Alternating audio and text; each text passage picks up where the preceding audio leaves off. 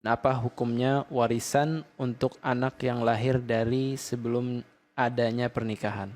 Anak di luar nikah, si A sama si B berzina, kita pakai bahasa tajam saja, berzina lalu hamil, kemudian biasanya baru dinikahkan di saat hamil, kan gitu. Setelah menikah barulah dia melahirkan, maka anak inilah disebut dengan anak di luar nikah. Para ulama berbeda pendapat jika yang menikahi si perempuan ini adalah laki-laki yang menghamilinya. Umpama yang menghamili dia ini si A.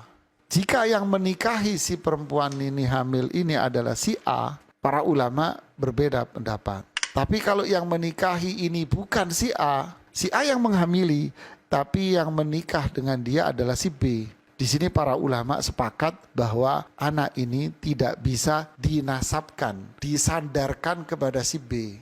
Berarti memang ini bukan anaknya si B. Makanya si B tidak bisa jadi wali dan tidak akan dapat warisan. Karena si B bukan yang menghamili.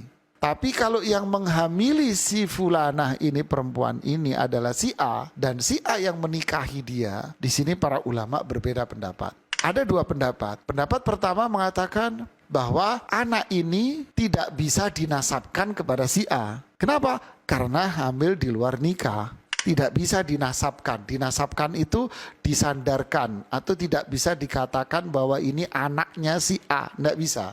Berarti konsekuensi dari hukum di sini adalah si A tidak bisa jadi wali kalau dia perempuan mau nikah nanti.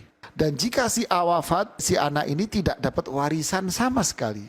Tapi kalau punya anak yang kedua, ketiga, tentu bisa karena ini anak setelah menikah. Nah, ini pendapat yang pertama. Ini pendapat mayoritas ulama. Pendapat yang kedua mengatakan bahwa boleh dinasabkan kepada si A ini. Bisa dinasabkan atau bisa dikatakan bahwa dia anaknya si A. Dalil mereka adalah kemaslahatan untuk kebaikan aja. Berarti si A bisa jadi wali dan si fulan ini, anak ini dapat warisan untuk kemaslahatan. Karena kalau mengikuti pendapat yang pertama, anak ini coba bayangkan bagaimana tekanan batin nih anak. Luar biasa tekanan batin. Ketika dia mau nikah ternyata nggak bisa jadikan wali. Kemudian ternyata dia nggak dapat warisan, yang lain dapat warisan. Perang. Maka melihat kemaslahatan. Kita dulu para asatidzah ini, ustadz-ustadz, terdiri dari doktor-doktor semuanya yang mengisi acara di Wisal dan di channel Ar-Rahmah. Kita pernah berdiskusi untuk membahas masalah ini.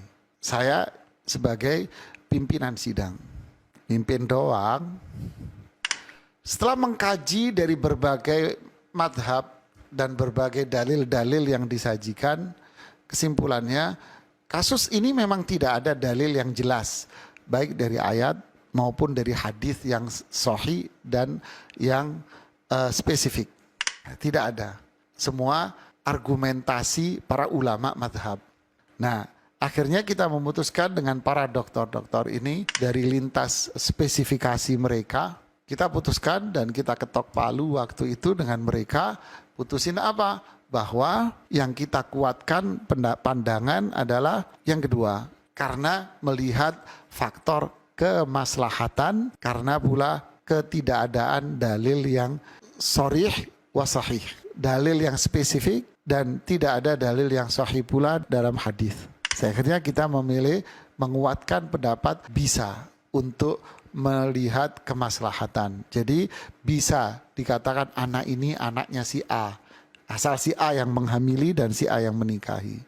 Jadi bisa dinasabkan, berarti boleh jadi wali dan boleh dapat warisan untuk melahirkan kebaikan bersama. Barakallahu fikum.